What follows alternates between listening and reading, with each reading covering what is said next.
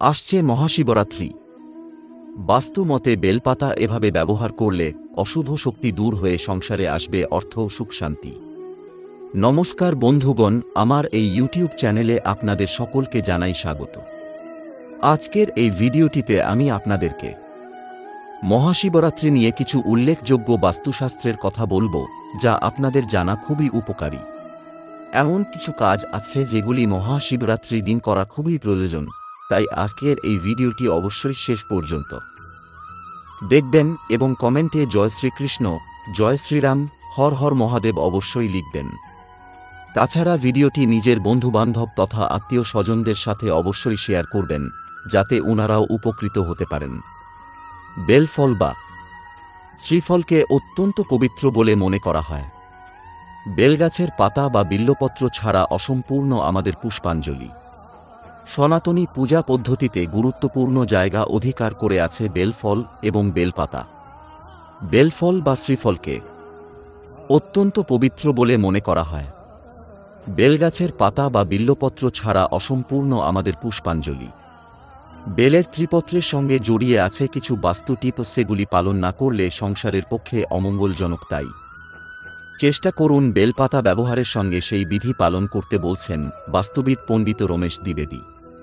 পুজোর ফুল এবং বেলপাতা সবসময় স্নান করে পরিষ্কার বসন ও নির্মল হাতে তুলবেন। যে কোনো ফুল, ফল, পাতা তোলার আগে প্রণাম করে সেই বৃক্ষদেবতার আশীর্বাদ চাওয়া প্রার্থনীয়। গাছ থেকে তোলার পর বেলপাতা ভালো করে ধুয়ে পরিষ্কার করে নেবেন। মহাদেবকে নিবেদন করার আগে বেলপাতার গায়ে চন্দনের স্পর্শে লিখুন ওম। তবে সপ্তাহের কিছু বিশেষ দিন এবং তিথিতে বিল্লপত্র তোলা নিষিদ্ধ। সোমবার, মকর সংক্রান্তি, পূর্ণিমা, অমাবস্যা, অষ্টমী ও নবমী তিথিতে বেলপাতা তুলবেন না। বাড়িতে বেলগাছ থাকা অত্যন্ত শুভ প্রচলিত বিশ্বাস। বাড়িতে বেলগাছ থাকলে সংসারে সুখ সমৃদ্ধি আসে, বাড়ি থেকে অশুভ শক্তি দূর হয়, লাভ করা যায় মা লক্ষ্মীর আশীর্বাদ। বাড়ির উত্তর পশ্চিম এবং উত্তর দক্ষিণ দিকে বেলগাছ রোপণ করা সংসারের জন্য মঙ্গলজনকের প্রভাবে সংসারের অশুভ দ্বন্দ্ব দূর হয়। মহাশিবরাত্রিতে নিবেদন করুন এই ভোগ, খুলে যাবে কপাল, কাটবে বাধাবিঘ্ন। মহাশিবরাত্রিতে সারা দিন উপবাসের পর পুজো অর্পণ করা হয়। রাতে অনেকে 4 প্রহরে জল অর্পণ করেন, আবার কোনো ভক্ত একবার পুজো অর্পণ করেন। মহাশিবরাত্রিতে দেবাদিদেব মহাদেবকে আরাধনার জন্য সাধারণত প্রয়োজন হবে শিবলিঙ্গ বা মহাদেবের ছবি, একটি আসন, প্রদীপ, সলতে, ঘণ্টা, কলস ও তামার পাত্র, পুজোর থালি, শিবলিঙ্গ বসানোর জন্য সাদা কাপড়, দেশলাই বাক্স, ধূপকাঠি, চন্দন বাটা, ঘি, কর্পূর, সিঁদুর, বিল্লপত্র, বিভূতি, আকন্দফুল। শাস্ত্রমতে অনুসারে এক মাসে শিবরাত্রি হয়ে থাকে, কিন্তু ফাল্গুন মাসের কৃষ্ণপক্ষের চতুর্থী তিথি মহাশিবরাত্রি নামেই পরিচিত। এর হিন্দু ক্যালেন্ডারে বিশেষ গুরুত্ব রয়েছে। মহাশিবরাত্রি তিথিতে মহাদেবকে ঠান্ডাইয়ের ভোগ নিবেদন করা শুভ সিদ্ধি, শিবের বিশেষ প্রিয়। ঠান্ডাই ছাড়াও লস্যির ভোগ নিবেদন করা যায়। শাস্ত্রমতে মালপোয়াও শিবের বিশেষ প্রিয়। মহাশিবরাত্রির দিনে শিবকে মালপোয়ার ভোগ ও হালুয়া নিবেদন করতে পারেন। শাস্ত্রমতে শিবকে যে ভোগ নিবেদন করবেন তা যেন শুদ্ধ ও পবিত্র হয়। ভোগ তৈরির আগে রান্নাঘর ও বাসনপত্র ভালোভাবে পরিষ্কার করে শুদ্ধ করে নিন। স্নানের পরই ভোগ রান্না করবেন। শিবরাত্রিতে 7-2 বছর পর শুভ যোগ। রাশি অনুযায়ী পুজো এই উপায়ে করলে মিলবে সৌভাগ্য, রইল টোটকা। বৈদিক জ্যোতিষশাস্ত্র মতে হাতে গোনা কিছুদিন বাদেই রয়েছে মহাশিবরাত্রি। জ্যোতিষ গণনা বলছে 7-2 বছর বাদে এই শিবরাত্রিতে আসতে চলেছে দুর্লভ যোগ। অকাল তুর হর্তা দেবাদিদেব মহাদেবের আরাধনায় 8 মার্চ পালিত হবে শিবরাত্রি। জেনে নিন এই শিবরাত্রিতে কি কি যোগ থাকবে, রাশি অনুযায়ী কি কি করণীয়। 7-2 বছর পর শিবরাত্রিতে একাধিক শুভ যোগ একসঙ্গে পড়ছে। থাকবে শিব যোগ, সিদ্ধ যোগ, চতুর্গ্রহী যোগ।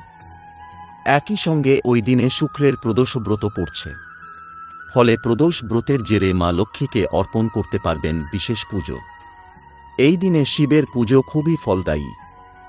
দেখা যাক শিবরাত্রি পড়ছে কখন থেকে।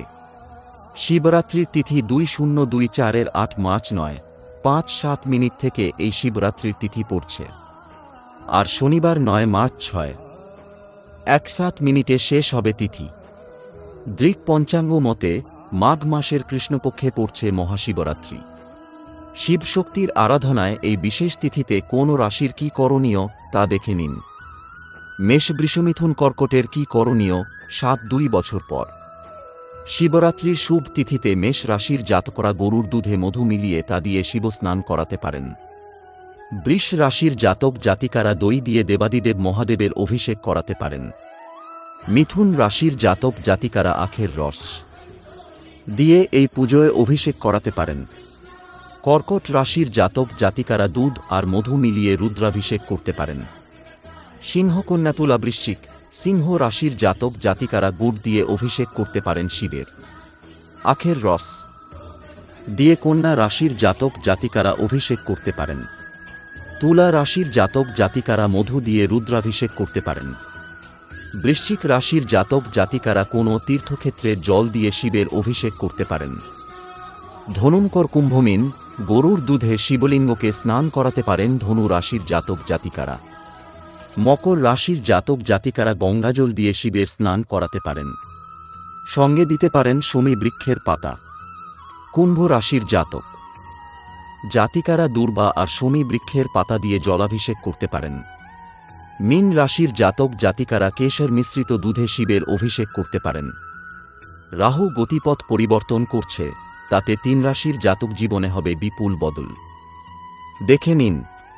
বৈদিক জ্যোতিষশাস্ত্র অনুসারে রাহুকে একটি ছায়া গ্রহ হিসাবে বিবেচনা করা হয়, যা প্রতিটি ব্যক্তির সমগ্র জীবন পরিবর্তন করার ক্ষমতা রাখে। রাহুকে ধীর গতির গ্রহ বলা হয়। তিনি প্রায় 1-8 মাস ধরে একটি রাশিতে অবস্থান করবেন। এই পরিস্থিতিতে সেই রাশিতে ফিরে আসতে অনেক বছর লেগে যায়। 2023 সালের 30 অক্টোবর মীন রাশিতে প্রবেশ করেছিল। এই রাশিতে এটি থাকবে 2025 সালের মে পর্যন্ত। এরপরে এটি কুম্ভ রাশিতে প্রবেশ করবে। রাহু মীন রাশিতে থাকার কারণে কিছু রাশির মানুষ বিশেষ বিশেষ সুবিধা পাবেন, তবে অনেক রাশির সাবধান হওয়াও বিশেষ দরকার। মেষ রাশির জাতক জাতিকাদের জন্য রাহু খুব একটা অনুকূল প্রমাণিত হবে না। এই রাশির জাতক জাতিকাদের কিছু সমস্যায় পড়তে হতে পারে। অপ্রয়োজনীয় খরচের জন্য আপনি বিরক্ত হতে পারেন। এর পাশাপাশি ব্যবসায় কোনো একটি ঘটনার জন্য আপনাকে ক্ষতির মুখে পড়তে হতে পারে। আপনার স্বাস্থ্য সম্পর্কে সচেতন থাকুন, কারণ কিছু পুরানো রোগ আবারও হতে পারে। আইনি বিষয়ে একটু চিন্তিত থাকতে পারেন। রিয়েল এস্টেট সংক্রান্ত বিষয়ে লাভ না পাওয়ার সম্ভাবনা রয়েছে, তাই একটু সতর্ক থাকা দরকার। রাহু এই রাশির 7ম ঘরে অবস্থিত। এমন পরিস্থিতিতে এই রাশির জাতকদের একটু সাবধান হওয়া দরকার। কোনো কারণে বন্ধুদের সঙ্গে কোনো বিষয় নিয়ে বিবাদ হতে পারে। এমন পরিস্থিতিতে আপনাকে মানসিক চাপের মুখে পড়তে হতে পারে। এর সঙ্গে আপনার অহংকে প্রবাহিত করা এড়ানো উচিত। এর কারণে আপনাকে ক্ষতির মুখে পড়তে হতে পারে। কাজে কোনো ধরনের বাধা আসতে পারে। তবে চন্দ্র রাশি হওয়ায় বৃহস্পতি গ্রহের অবস্থান এই রাশির জাতকদের জন্য ভালো থাকবে, যার কারণে কর্মজীবন ও আর্থিক অবস্থার উপর তেমন কোনো প্রভাব পড়বে না। ধনু রাশিতে 4র্থ ঘরে এর অবস্থান। এমন পরিস্থিতিতে এই রাশির জাতক জাতিকাদের স্বাচ্ছন্দ্য ও বিলাসিতা হ্রাস পেতে পারে। পাশাপাশি স্বাস্থ্য সংক্রান্ত সমস্যায় পড়তে হতে পারে। এমন পরিস্থিতিতে আপনি মানসিক এবং শারীরিক চাপের মুখে পড়তে পারেন। এছাড়াও পারিবারিক সমস্যায় পড়তে হতে পারে, তাই অহেতুক রাগ এড়িয়ে চলার চেষ্টা করুন। অ্যালার্জি সহ কিছু স্বাস্থ্য সমস্যা হতে পারে। পরিবারে কিছু আইনি সমস্যা বা সম্পত্তি সংক্রান্ত সমস্যা হতে পারে। এমন পরিস্থিতিতে পরিবারে কলহ দেখা দিতে পারে। তো এই ছিল আজকের মহাশিবরাত্রি নিয়ে একটি মূল্যবান ভিডিও এবং রাশিফল। যদি ভিডিওটি আপনাদের ভালো লেগে থাকে তাহলে অবশ্যই একটি লাইক করবেন এবং এই ধরনের নিত্যনতুন ভিডিও প্রায়ই দেখার জন্য আমাদের চ্যানেলটি সাবস্ক্রাইব করে আমাদের সাথে থাকবেন। ধন্যবাদ।